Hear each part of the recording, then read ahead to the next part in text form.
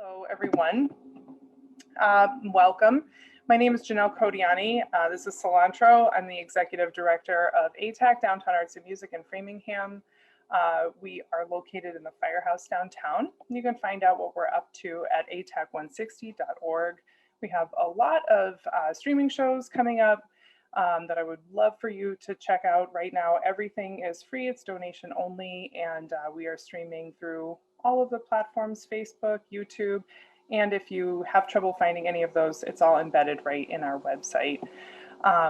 We are really excited to be planning some summer programming, and also we are already starting to plan the fall with the hopes and optimism that you will be in the Firehouse with us. Tonight, what we are doing is Process. We run Process every second and third Tuesday of the month, and it is an artist talk series where we speak to creators of all kinds about an aspect of their process that's interesting to them.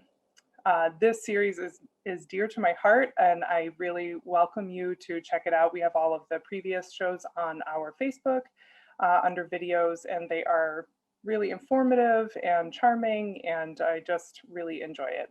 So the way that this works is we have an artist with us who is going to do a short talk, and then after that talk, you will be able to ask questions. If you're here in the Zoom with us, then you will be able to unmute yourself and ask questions directly, or you can put it in the chat if you feel a little shy about that.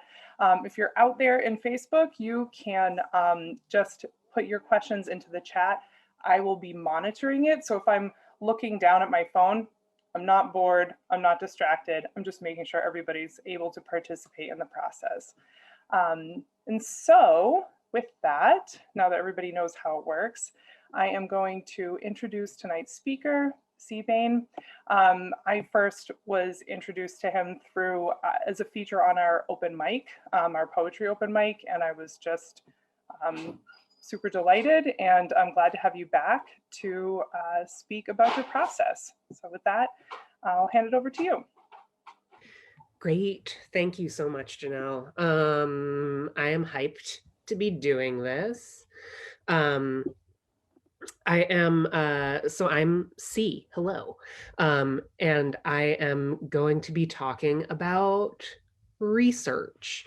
And I was going to talk about one kind of set of things that I've been working on, but like with everything, the world kind of changed shape around me. And so I'll begin by talking about what I plan to talk about, which is kind of the relationship between research versus creative influences and like assemblage versus the idea of composing a new original creative work.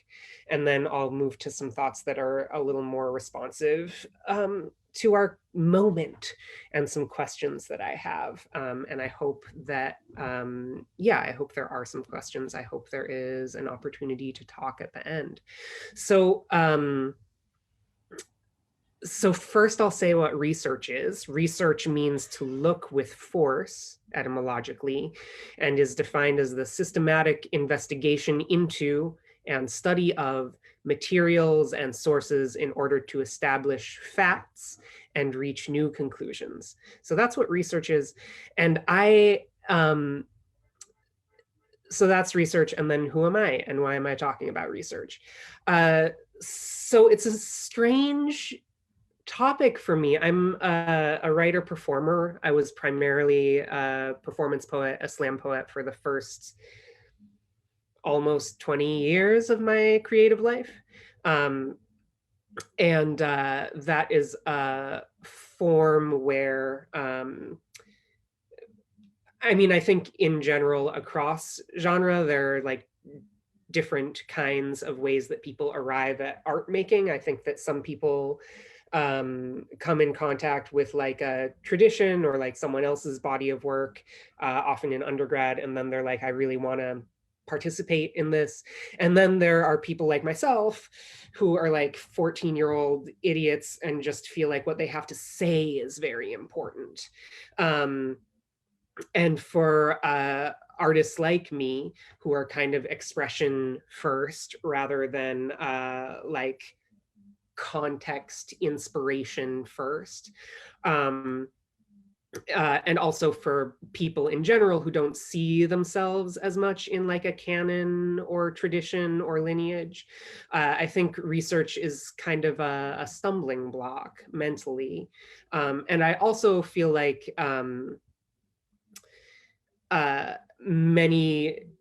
there are a lot of people who get kind of stuck on research. So I want to also note up front that that there is no, research won't lead you to a point of absolute perfect knowledge where you then can begin your work.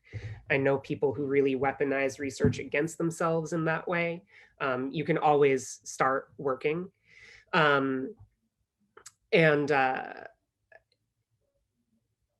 also there's no, again, as an expression first person, like there's no substitute for having something to say. You know, research won't, in my experience, research is not generative in that way. It doesn't substitute for the desire to communicate something. There's also like a lot of important feminist thinking and anti-racist thinking that's had to really struggle against the idea of conventional research, against the idea of knowledge as like a empirical, absolute thing, which is outside of the body, right?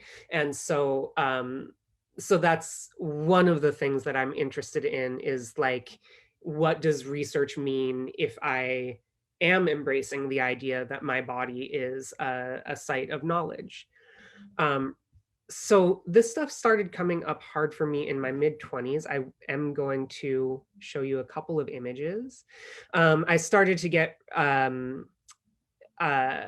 was moving from just doing performance poetry in a pretty direct way into doing experimental theater and performance texts. And in that inquiry, I started exploring queer bodies in history. This is from a show that I wrote and acted in, and devised in part with this performer, Brian McQueen. The show was called Here Serpent. It was a treatment of Antony and Cleopatra.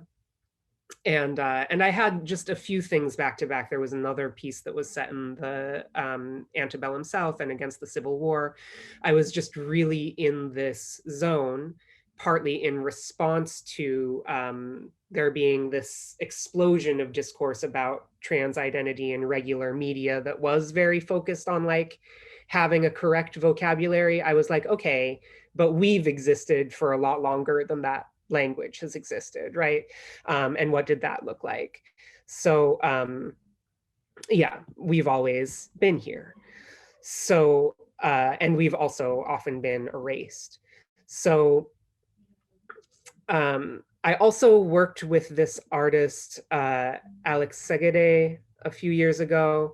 This is an image from that project. And yeah, and that's Alex. This is a show that he, yeah, it was like a theater piece. This was the cast. It was the gayest thing that you can imagine. It was this gay sci-fi dystopia called Future Street. Alex Segede is also in a performance art group called My Barbarian, has worked in several performance art collectives, and is, for a while, was teaching at Hunter and Bard, and now is at Cornell. And so he found me in an acting class, and it was really working with him, which was just in early 2017, that I was like, oh, there is a way to like work with like pop cultural references and art world references and have this high degree of criticality with what you're working with, and also have something, have that like originary libidinal like thing that you need to say. So so yeah, he's a really important collaborator for me. He's used me in a few things, and really awakened in me this idea of like building a world that the work could live in, instead of like writing a short piece and like saying it on a stage and like plugging it into whatever the environment was around it. I'll stop the share for now. I also wanted to talk about research because it sucks. Because it's really difficult for me. I'm not a digital native. I'm in the bloom of early middle age. So conventional research processes like searching databases and whatever are like intimidating, unpleasant processes for me. And also, as a feature of being in my generational cohort, we've seen this total transformation of how information is accessed and how accessible information is, and also like really radical changes in like truth and the visible, you know, like photography was invented not a terribly long time ago, and like it was there was this relationship between photography and the idea of truth, and now we're just in like, you know, a radically different landscape. I'm also, I'm in graduate school right now. So one opportunity for questions, if anyone has them later, is like, if I start saying grad school shit that doesn't make sense, please ask me to explore and itemize that and talk like a regular person. And one thing that's been challenging for me as a non-traditional age student in grad school is that there is this really really pronounced emphasis on research, which again, you know, I just don't think that research is a substitute for wanting to make something. And I think there is this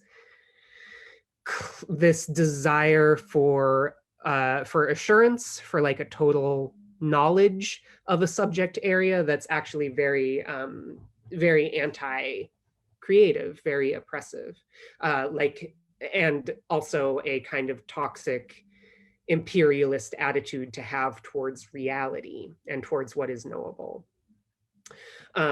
So, and at the same time, there are plenty of white masculine spectrum people who feel like they don't need to do research because their position is universal, right? So there's an obligation to try to be in some sort of discourse and accountability with the world that research can also represent. And on that tip, I've been working increasingly with the American construction of race. You saw the images from the Antony and Cleopatra project that also had a lot to do with different racialized experiences of trans people. Obviously, the piece that was set against the Civil War had a lot to do about race. And then, so like I'm trying to figure out for myself what is knowable, what is sayable in those areas. And I'm watching, you know, on these different media timelines of the Me Too movement, of like trans representation in media, of the uprising for Black lives, there being all of these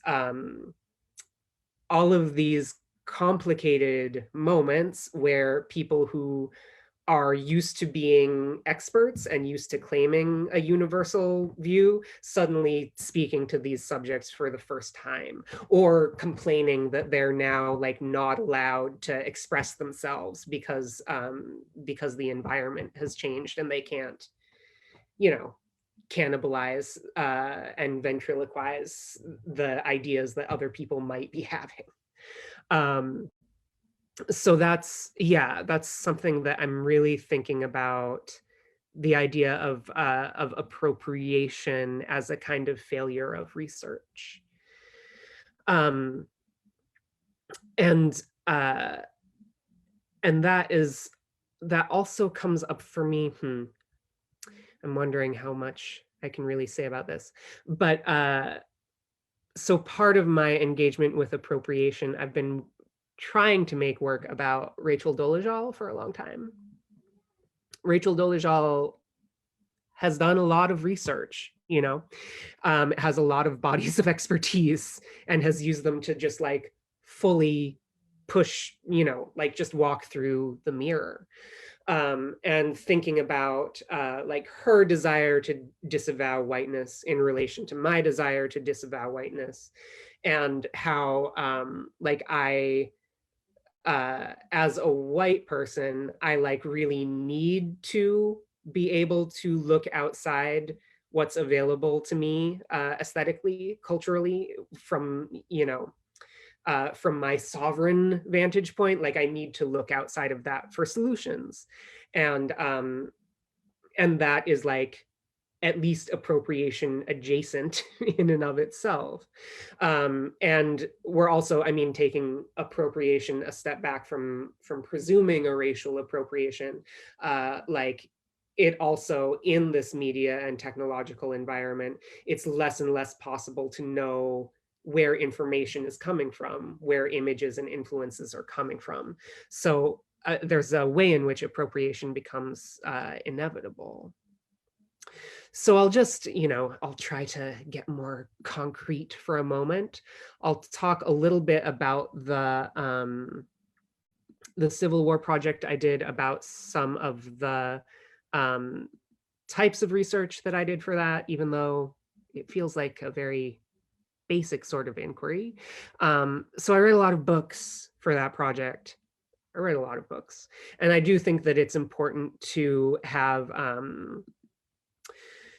if you are writing towards an other, there's like research, and then there is like stuff about educating yourself about your own privileges and the framework that you're coming from.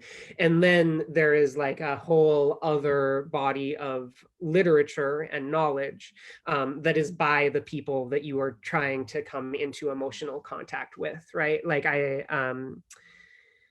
yeah, I just, I'm trying to not be as shit talky, but like I know a lot of people who are trying to make work about white supremacy, you know, have like just become aware of a need within themselves to do that recently. And like they've read How to Be an Anti-Racist, but they have no, they don't know any artists of color working in their field, you know? So yeah, so I just think that that there is this body of like creative, emotional, affective work that exists and that you can access, and that is important as you're trying to build out ideas. For this particular project, initially I thought it was a play, and then it ended up being a book. And because I thought it was a play, I ended up doing a couple of rounds of staged reading of it. And I count that towards research, even though I thought at the time that it was the project itself. And that was, I mean, I don't know how much sense this makes for anyone with a different kind of practice to think about, but it was really useful for me in terms of bringing other perspectives into the process, and just in terms of like slowing down my own drivenness towards having a complete thing, which is something that I, as a Virgo Sun Aries rising, really struggle with. So just like having to spend more time with the story was something that gave me. And then for this one, I also went where it happened. I wrote a couple of drafts of it, and then several things in my life just collapsed. And I was like, well, one thing that I could do is do work for room and board exchange on a farm in the part of the world where the story happens.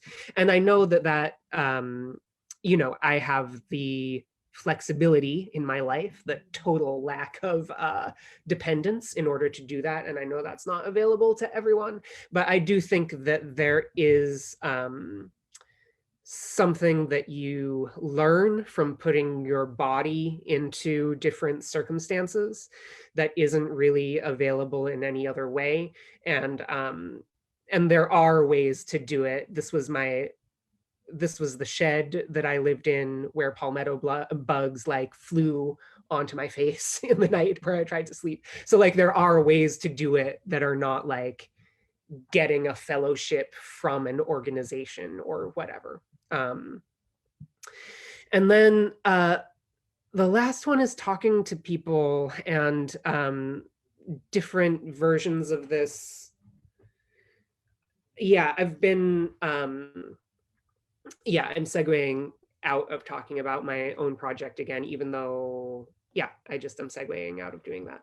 So this is an artist called Tourmaline. I'm going to talk about this little controversy because I think it illustrates that having to actually communicate with people is an important part of a research process.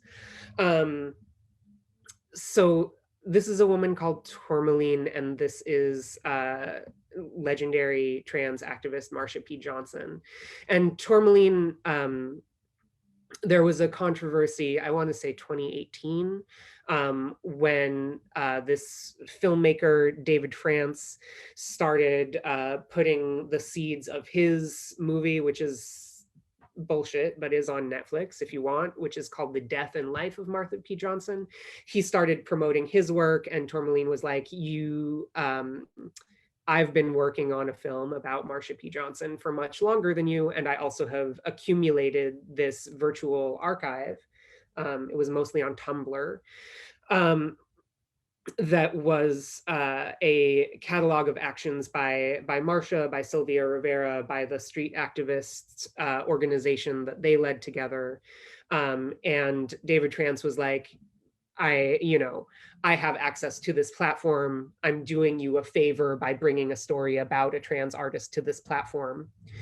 And Tourmaline was upset that her research had been used for this project that she was never credited for, of course, even though that's another sort of interesting question about whether research, whether information then becomes a public good, or if there is you can have retain ownership of your research. But there was also like, so Tourmaline's movie is called Happy Birthday, Marsha, and I saw it at, I want to say MoMA, but that feels wrong. It's a beautiful contemporary art film. Her films are really intensely like crystalline, image-driven, gorgeous films, and they're really not Netflix documentaries, is what I'm saying. Like, there's no way that she wanted to make a bullshit Netflix documentary, but still, what David Trance did in like appropriating her work into his project was just obviously inappropriate. And his stance when he was questioned about it was always very defensive and self-aggrandizing. And so there's something about the part of what I am thinking of as research, where you have to be in dialogue, in discourse with the people around you, that protects you from having that kind of vampiric, predatory relation to the thing that you're talking about.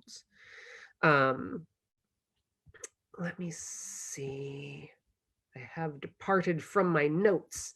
Okay, so I'm out here, I'll try to wrap this up, thinking about how to move towards an idea of research, a mode of research that creates accountability, that functions as a space where like my awareness is able to expand out into what's possible, and also like creates this possibility of radical encounter for me, so that things can like enter into my life and change me. I'm also in those shots of my work at the beginning, you could probably detect that I am really interested in world building, that I'm interested in this kind of mythologizing action, creating something that is immersive. And you know who else is looking for world building and mythologizing is these fucking guys. And so this has been such an intense time for everyone, I know, but for me, around this question of like this is like pagan cosplayer, like it's so out there, and it's hard to not have, like, for me, a sort of hysterical response to the images, even though I know that people, died at this. So so yeah, the fact that research becomes that a golden age of information availability and casual research has led us here. It's one of the things that has led us here. And thinking about the fact that digital research is no longer happening in a neutral space, right? We think of that we're looking at objective, impassive pieces of information. But in fact, because of algorithms, because of machine learning, because we consent to be surveilled, because all of the platforms that we're on are also in relation to capitalism, right? To these financial instruments. We're actually inside of an information environment that we design without knowing it. And that's designed to maximize our interaction with it. So now there's like some sort of activity, which is maybe also a research, maybe also hard looking, that's necessary to even like get out of the bubble of constructed information that's being manufactured for us to consume. Yeah. What else? So yeah, this relationship between like synthetic media consumption, and capitalism, um, and how that also creates an insecurity, a scarcity, in order to like promise us a solution to that feeling state, but then the solution never materializes, right? So of course we're here. Of course we're here. So those are my questions, basically. I'm like, how do I engage with research in a way that connects me with reality rather than connecting me with like either QAnon or like the people who are like transfixed with horror at the prospect of QAnon. Yeah, I do not have a solution. Again, research exists to establish facts and reach new conclusions. So I'm thinking about the Benjamin thing where he says that it's possible to make art which is not usable, which is completely useless to fascism, right? So that's my question, is like, is there a research that is not useful to fascism, and what does that look like? Yeah, that's what I have to say. I really appreciated that. A lot. Thank you. I'm gonna just remind people who are watching from Facebook, and we have a fellow in the in the Zoom with us as well. You're free to ask questions either into the chat or into the space. I definitely have a couple as you were talking. One that I have that I think especially I'll couch this in like my own personal creative context, which is I'm a storyteller, and I generally create from my direct experience. And even in my direct experience, I've noticed that there are some stories that are still not mine to tell, even though they're still stories from my life, right? So I could objectively argue that like they belong to me, or where they intersect with other people's experiences belong to me. And you are definitely dancing along the edges of stories that are and experiences that are large and potentially not from your origin point. How do you decide in research, and you talked about this a little bit about like sort of this skirting the edges of appropriation, and where that just where those boundaries are. Do you have, do you use a set of guidelines to decide if something is yours to create with? And I am truly saying that without judgment, because that is really different for different people. I know like where my boundaries are and where I'm like, this doesn't feel good, you know, to me, which sometimes is just an intuitive process. But I wondered if you have, you know, a framework that you come from with that. Yeah, I think that feeling is a great place to derive that knowledge from. I think, yeah, I don't have a ton of agency over what my work is about. And sometimes you know, I do have to work on things that where I'm like, yeah, where it feels unpleasant, but I still know that it's my work. I'm still like, oh, this is the thing that I'm obsessed with, or like connected to the thing that I'm obsessed with. And so it becomes my responsibility at that point. I've been doing some, because of the Rachel Dolezal project, which I think it's looking like a total loss actually at this point, even though it's something that I've worked on for, yeah, 3 years, something like that.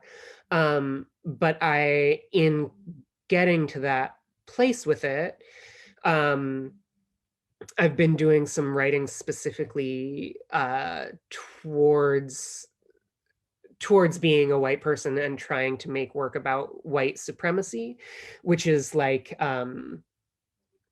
yeah, I mean, it's not, I wish that I had like a solution, because there is this thing where whiteness is violence, and the violence is not separable from the person the violence is acted on, right? So it's kind of always someone else's story. But you know, there is also like no alternative, you know, there's no trying to tell a story about myself while like pretending that that part of my identity doesn't exist is also not possible, not feasible for me. So so yeah, I mean, it's definitely something that I'm in the middle of like trying to build more knowledge and tools around. I do think that like a phenomenological feelings based approach to it is probably more useful than having rules. And I also like I've tried to have this conversation with people, and they often want to say that the solution is around permission, and I'll say that I don't think it's that. I don't think that, because people have come to ask me for permission to make work that's about trans whatever, and I'm like, I'm a terrible person to ask, you know, like, because I think that you need to do whatever you need to do. There's a lot of work that's about trans people that many find affirming, that I find like very objectifying and not representative and weird. And there are things that people find extremely dangerous and violent as representations of trans people that I feel excited by. So so I think that yeah, that's why I use the word accountability rather than permission when I'm talking about trying to be in discourse with people about what it is I'm trying to make. That makes sense to me. It's a really challenging process. I think even you know, outside of research, even in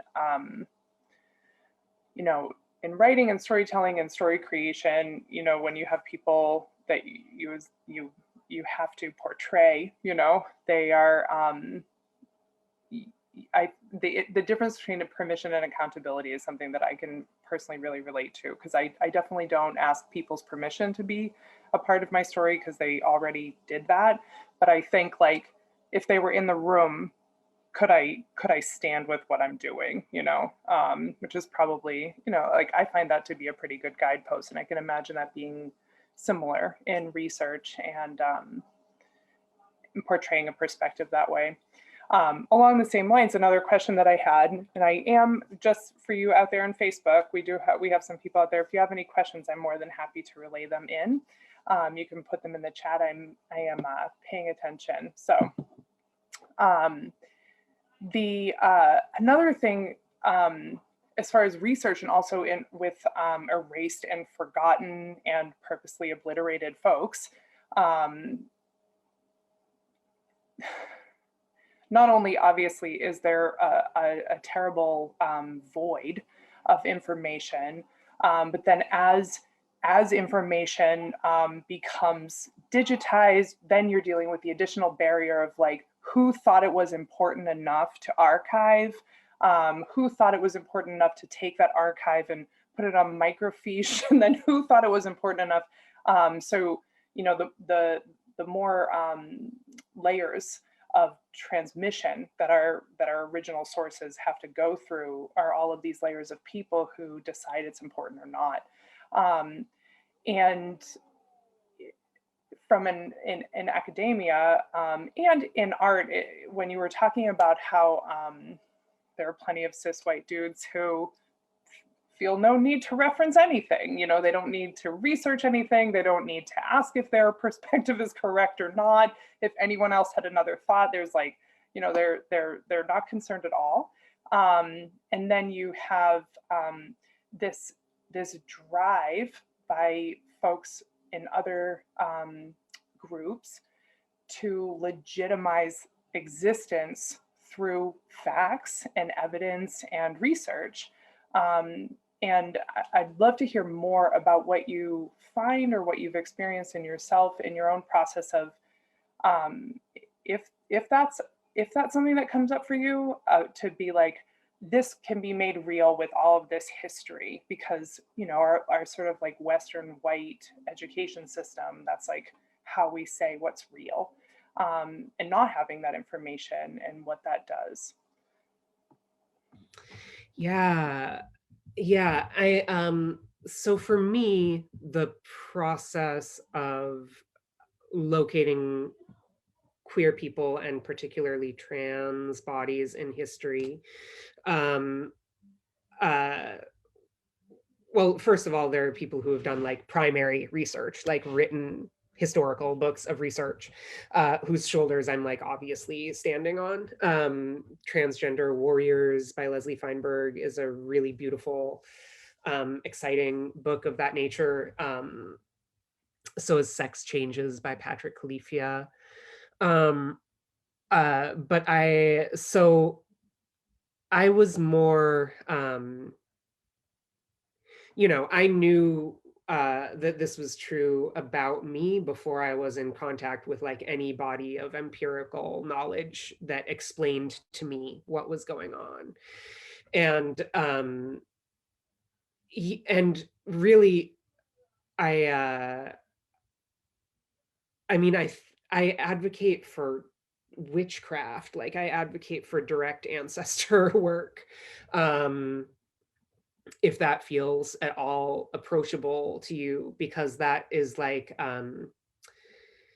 when I was working on the piece that is set in the antebellum South and against the Civil War, it wasn't like I thought that would be chill to suddenly have to learn a lot of things about that time period. It was like, there was like stuff going on about being trans in the military and the media. And I was like, I do not care. I don't care. I don't want to fight for this country. And then in free writing that I was doing, while that was going on, like the Civil War started to show up. And then like who I would be if I were in there.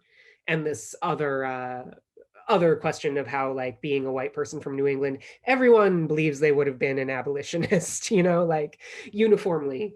So yeah, I mean, it was really like seeing myself in the past. And then like every time I had, and I wasn't alone. And then every time I had a question about what happened, I was like, oh, I kind of know what happens. And that's not the way that my creative process always is, but it is like one of the, I mean, I guess I want to say that I feel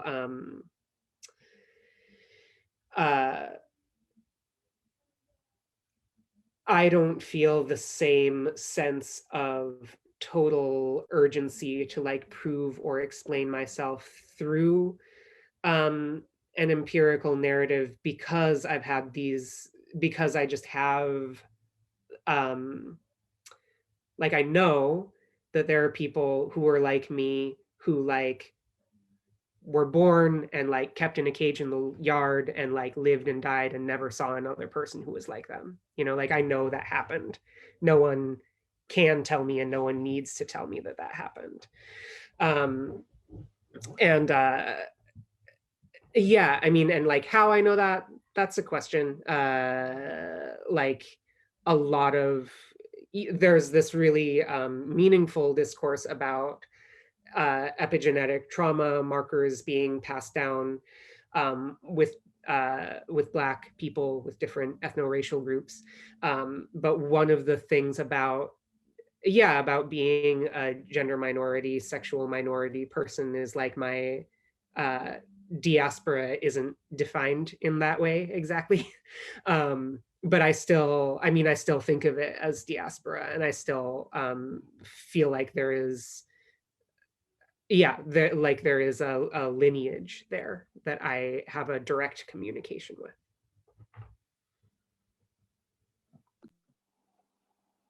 That's really interesting. You can tell I'm not a professional interviewer, because I'm like, that's fascinating. I want to go and think about that. I really appreciate that, and the broader idea of, I cannot answer questions. Nope. Of having the research being available to you from within your body, and I am completely fascinated by the idea of your work, of you not having autonomy over your work, and I'm definitely going to think about that. And I know it's off topic, but that I would, if you would be willing, I would love to hear you speak a little bit more about that. But it sounds like not only do you have like an extreme amount of trust for your body and what your body has to offer you and the places it's connected to and the things it wants to produce. It sounds like a very like trusting relationship. And I'm a different sort of person than that. And I'm often feeling stories that want to be told, or projects that want to be created, and I am often saying, well, who else is telling this story, and do I need to tell this story, and is this the work that I need to create? And I definitely put a lot of stopgaps on those things, because I think, well, I want to make sure that there's room for everybody. Like I could possibly take up the room for all the people, however hard I try. But I would love to hear you speak a little bit more about that if you're willing. Sure. Yeah, I mean, I think that is probably a product of my work habits, which are probably a product of having come out of performance poetry and poetry slam, and just being in like a social creative environment where I was like, I mean, for years of my life, I was like going to at least one poetry reading a week, and I find it a lot more pleasurable to read things that are new.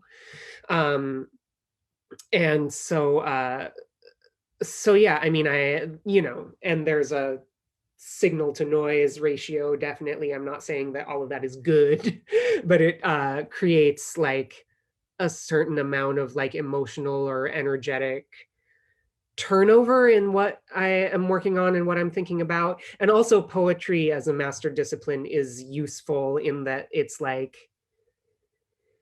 kind of always returning you to some sort of, you know, however problematic it may be, some sort of like autonomy, sovereignty in yourself. Like it really is, no one else cares what you write poems about. Like it really is what's important to me right now. So I think yeah, I mean, I think my relationship to my own creative process was formed along those lines. And now, I mean, I feel disadvantaged by a fair amount of the time. You know, it makes it very hard to like plan projects or apply for grants or whatever when I'm just kind of being led around by this thing. And you know, there are some intervals, though not that many, when it's just not there, and those times are very frightening. And then there have been also a couple of periods in my life where I was like, you know, like my creative work isn't important and I should be doing something that's important, you know, like it's not digging wells, it's not saving babies. You know, I need to stop doing it. And what happens when I do that deliberately is that I just get so, I just start wanting to kill myself, and then it's like impossible to be around me. So, yeah, I mean, it feels like it's something that I am in relationship with that I don't have a ton of control over. Does that speak to the question that you had? Yeah, it does. It does. I'm definitely familiar with, through personal experience and through knowing lots and lots of artists, the different the people who they cannot not create. It's not a choice. Um, and I hadn't also thought about that extending to not necessarily having choice in what you create, or conversely, um, trusting your creative intuition enough to just be like, I just follow, which is really, really interesting. Um, we have a comment in the chat, and if you want to unmute yourself and ask a question too, you're more than welcome. Would love to hear your voice if you want to contribute to the conversation. um, Lamont says it's very specifically important to me. Oh, partners on a phone call. Yeah, got it. Did you mean how you're creating? You can talk back in the chat, and we can He meant, I know what he meant. Okay. Yeah. It was when I was saying that my art is not important, and I appreciate, Lamont has bought more copies of my book than any other person. And I cherish that. It's good to see you. Yeah, I think that I don't know. I think a lot of us have gone through how important the arts are, and as an art administrator, somebody that has to like perpetually sort of sell the importance of the arts for funding and all of that so that we can provide institutions that allow artists to lift their work up. Especially at the beginning of the pandemic, you know, when everybody was like fighting for scraps of resources in our horrifying late stage capitalism, it's like, I know people are being unhoused, but also the arts, you know, feels very disjointed. But not only do people's direct lives and their like spirits rely on it, but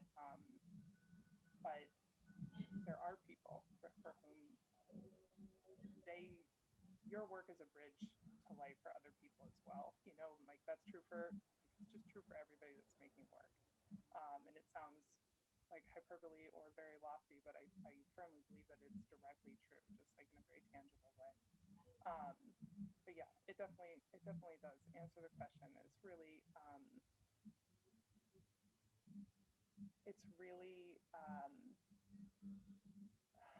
it's just really heartening to hear about how creative work appears in people's like physical being and then becomes. And something that you said about periods of time where the work has sort of like left you, and how scary that can be. Uh, I've been very fascinated for a long time. Oh, we got a long. I'm going to read this out. So he says, your work, but also how I create as well. I read and reread your work a lot. Whenever I feel stuck, it helps me to experience and sit with the way you communicate a wide range of things that feel very familiar and very foreign, and I will feel it all. It jumped up. At the same time, when I spend time with your words, the sentiment of that feeling and also the feeling itself helps me create, which is why I share it so much, because I want others to have that with them whenever it might help. That's such a generous thing to say, Lamon. Thank you.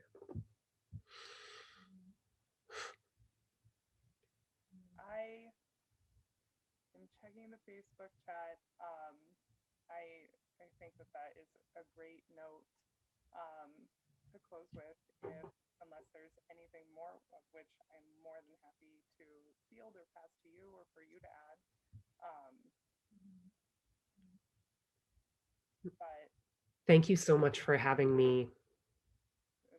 It is a total pleasure, and it was a pleasure to have you as a feature for the poetry open mic. And I felt very similarly about your work. It was really inspiring. Your work and your performance was impeccable, and I appreciated it so much. Thank you for being here and for being willing. Thank you for the work you put into the world. And for folks who might see this later and have questions for you, how can they find you? Ooh, great inquiry. So Tiresias Project, that's Tiresias, like the blind Greek prophet with breasts, and then project, but with a K in it. .com is my website, which always exists. At Gmail is my email, which always exists. And then I am in a troubled relationship with social media. So if I am on Twitter or Instagram, it would also be at that handle. But I also, I ghost out of those platforms. So yeah, that's the way. Absolutely great. So that will live in existence in this video. And we of course would love to continue to know about your work. And once we're allowed to travel and be in person, please always think of us. We would love to have you in person in the venue. Oh, I'd love that. What a dream. We would. Cannot wait. So thank you so much, and thank you everybody at Facebook for hanging out. Anybody who might be watching this after the fact as well. Thank you so much for being here. I have a great night, and be in touch with us. Thank you. Thanks for having me.